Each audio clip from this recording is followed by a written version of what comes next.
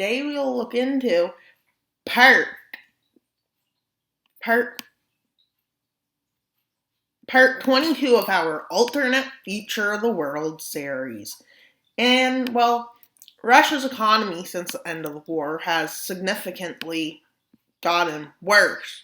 So some places start wondering about independence, including Tibet, Yakutsk, Kazakhstan, Tartarstan, all of these places, Kyrgyzstan, Tajikistan, and well, also Uzbekistan. Along with in the east, there are some political movements going on that are against the republic. And the first such rebels, well, they kinda pop up there. And the reason I'm using lighter colors is because so you don't need to use multiple colors because, well, it's only a civil war. It's not external. Because civil wars, you don't need to change the colors. Well, this republic is already facing loads of problems. Communists rising. Well, looks like Russia is more divided than they thought. And they push down towards the borders. But that's not the worst thing they face. Moscow is under the communist control.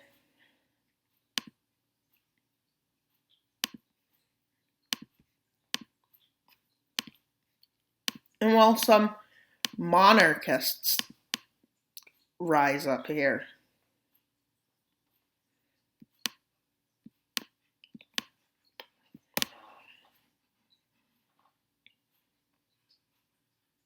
Yeah, somehow there's monarchists, even though they killed the monarchy. Yeah. Well, worse than that, United Forces in Central Asia, which won independence, came up, including Tajiks, Kazakhs. Yeah. Russia's running out of decisions.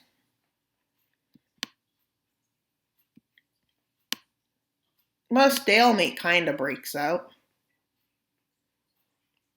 But the rest of Tibet is taken, with Manchukuo having enough under Russian control. Now some countries start declaring independence. Kazakhstan does. St. Petersburg is captured by these red forces. The purple forces keep moving towards.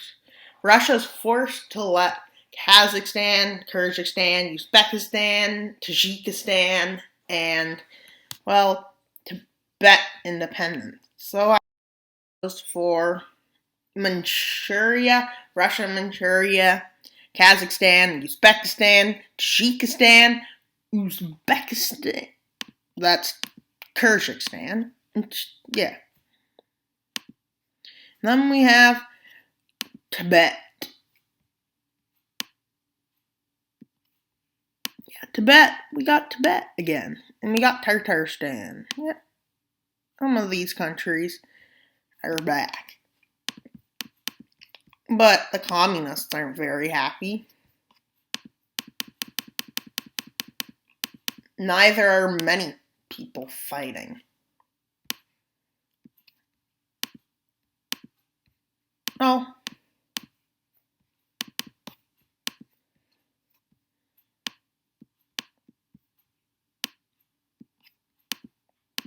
A lot more forces are want independence.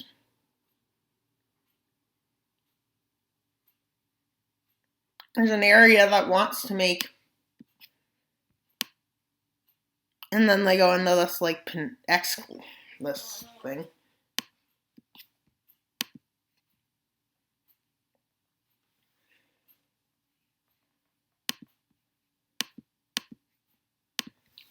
pro-Siberian forces who wanted an independent Siberia, unified with, well, an independent Yakutsk. It's a republic, the Siberian Republic. Also the Far East Republic. And they make major advances to the west and east. While the Russian Civil War is going on, well,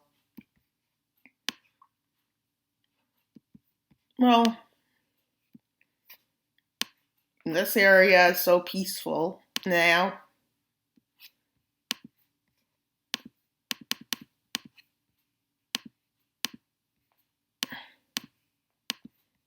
Well, the European Union expands into another wannabe member, Poland. And with Poland's joining, it goes pretty well.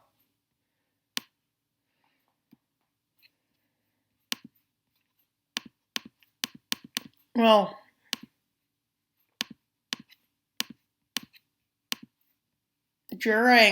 while Ukraine was under Russian occupation in this series, well, it's also for the second time, this kind of happened. This was what the official national borders became. Because that's where Russian speakers live. That's a Russian Ukraine in the south. But in the Russian Ukraine, there's some Ukrainians here and here. And so they decided to make a trade.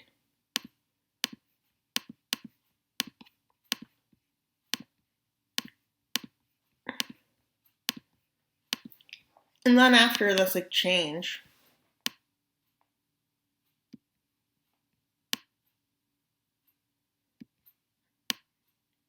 yeah, well, I guess that's what happens when it's past 2100.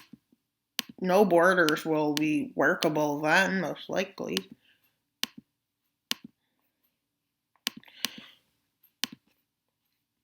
And then Ukraine marches into their lands they were gave. And well, it works well with Ukraine being two countries, kinda. And then they sign an official alliance. But quickly after that alliance is signed, well, NATO gets a new member, which is South Ukraine. Yeah. Russia-Ukraine. Really. And then, well, the nation next to Kazakhstan decides it's an opportunity to expand by annexing this little Russian exclave that ended up a thing. Well, Russia has one problem now. Well, in central Russia, there's a republic that declares itself known as... It starts with a U. Not a U, it starts with a letter. It's a mountain. Ural is what they call themselves, the Ural Mountains. Very original name.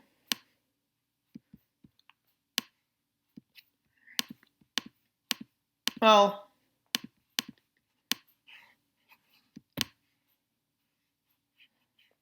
the monarchist forces are obliterated, with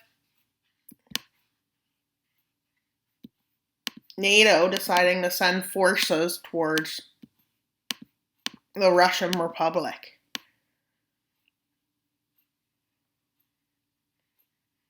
No, they do declare Siberia a legitimate republic. As well, it's impossible for them to control it. So they just say to Siberia, bye. Like, yeah, as if Russia would ever do that.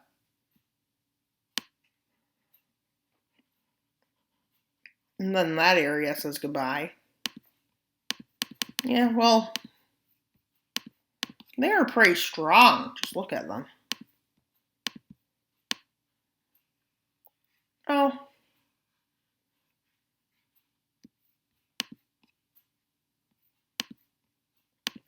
Russian forces in the north pushed back the Soviets forces, pro-Soviet forces.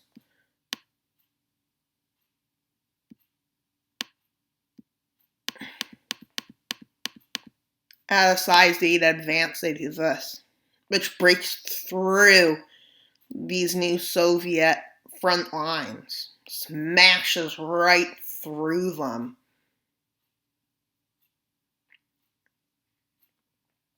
And with Soviet front lines being completely destroyed in the north, well, they managed to push here and take back St. Petersburg. And with this, well, Kaliningrad is like, wait, if they can do that, I can just declare independence. And well, just to save their lives, they join the alliance. Well, but then the Civil War continues for a few months before ending up with front lines more like this. And then, well, the last thing of the Civil War happens with Russian Republic forces pushing down on Ukraine's border. Well, they decide to sign a treaty, which is fair to both sides. Well, not really.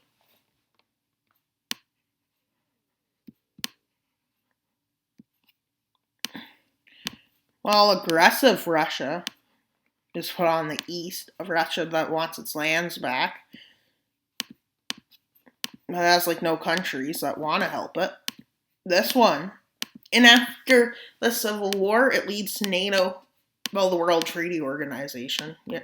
It became the North American Treaty Organization. But now they join this. Well, this scares East Russia. Not really East Russia. Siberia is more of East Russia, yeah. Communist Russia. Who, not far after they gain their independence, starts an expansionist movement. Yeah. And not soon after, they're invading Tatarstan. Yeah. What a great country to invade.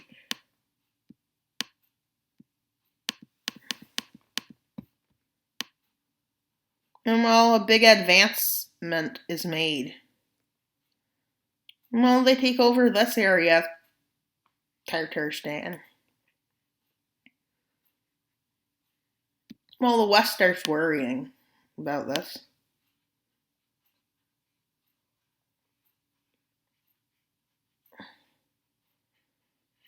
Well, the World Treaty Organization does manage to get more countries' attentions, countries with a direct threat like this country, or this country, or this country, South Ossetia, North Ossetia, Abkhazia, Chechnya, and Dagestan.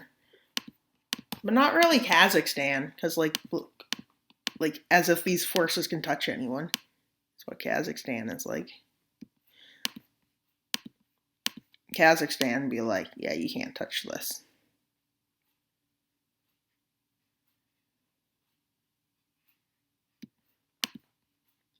Yeah. And then, well, they do that. They secure their country.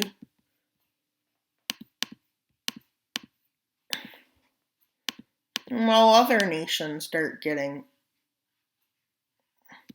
worried about this new country, well, Russia is completely destroyed. The Republic of Russia wants to annex land. Well, they also claim all of Russia, but all of Russia's empire that just happened, all of Russia's former empires, any land Russia has touched. Well, and we have the expansionists. They are those that can't attack them because they like the World Treaty Organization. And then we have China, who likely is having some internal issues. India, who's just happy because they're big. Azerbaijan, which hopefully like a big, because that just looks chill. It looks like a big arm. Yeah. I'm trying to show my arm, but that doesn't make any sense because I don't have a camera. I only have recordings of my screen. And well,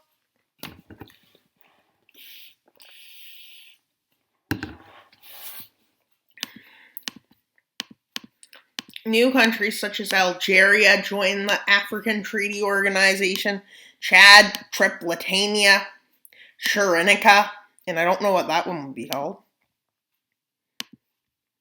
Oh, some Nigeria, North Nigeria, East Nigeria, and West Nigeria join. Cameroon joins in this area of Libya.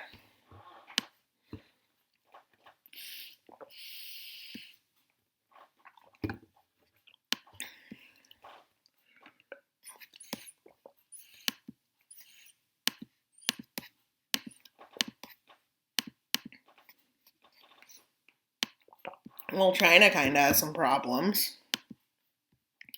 A new area has independence movements.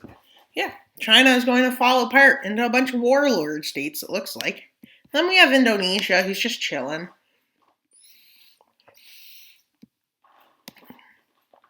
We have Vietnam, who's getting chunky. And then we have this area owned by the United States. Well, I think Canada annexed Alaska for some reason, actually. Yeah, so Canada has it.